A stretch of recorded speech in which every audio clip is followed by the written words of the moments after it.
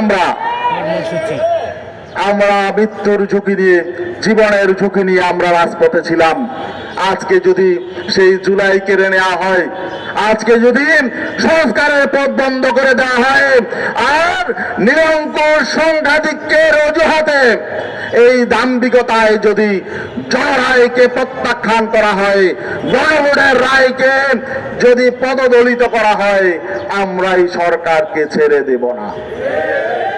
আমরা আর যদি তারা গঠনমূলক ভাবে তারা যে অতীত থেকে শিক্ষা নিয়ে সঠিক দ্বারা রাষ্ট্র চালায়, রাষ্ট্র সংস্কার করে, উচ্চ পরিষদ যদি তারা পিয়ারের ভিত্তিতে করে, আমরা তাদের সহযোগিতা করব। যদিও নির্বাচনী ফলাফল সঠিকভাবে হয় নাই, তারপরও দেশের স্বার্থে আমরা ভবিষ্যৎ সংস্কারের স্বার্থে আমরা তাদেরকে সহযোগিতা করব। সংগ্রামী বন্ধুগণ, বিগত অন্তর্বর্তীকালীন সরকারের অনেক ব্যর্থতা ছিল, কিন্তু তাদের একটা বড় সফলতা ছিল, গত রমজানে তারা দ্রব্যমূল্য নিয়ন্ত্রণে রেখেছিল। এমনকি দ্রব্যমূল্য রমজানের আগে যা ছিল, রমজান আরো কম ছিল। এই জন্য বর্তমান সরকারের জন্য এটা একটা চ্যালেঞ্জ। এই রমজানে দ্রব্যমূল্য কেমন হয় এটা আমরা দেখতে চাই। আইন শৃঙ্খলা পরিস্থিতিও গত রমজানে তুলনামূলক ভালো ছিল, এবং ঈদের কেনাকাটায়, ঈদের ব্যবসা বাণিজ্যে চাঁদাবাজি কম ছিল। এবার আমরা দেখতে চাই এই সরকার কি উদ্যোগ গ্রহণ করে। এই সরকার জনমনে যে অঙ্গীকার তারা জনগণের কাছে দিয়েছিল, আমরা শুধু অঙ্গীকারের কথা স্মরণ করিয়ে দিচ্ছি। অঙ্গীকার বাস্তবায়ন করুন, নতুন পথে হাঁটবেন না।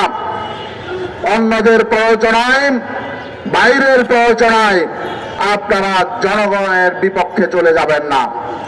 ইসলামী আন্দোলন বাংলাদেশ সব সময় দেশের পক্ষে, দেশের মানুষের পক্ষে, ইসলামের পক্ষে ছিল, আগামীতেও থাকবে ইনশাল্লাহ। আমরা গঠনমূলক রাজনীতি করছি, আগামী দিনেও আমরা গঠনমূলক রাজনীতি করব ইনশাল্লাহ। আর বিরোধী দল যারা আছে তাদেরকে আমরা বলবো, আপনারাও দায়িত্বশীল ভূমিকা পালন করুন।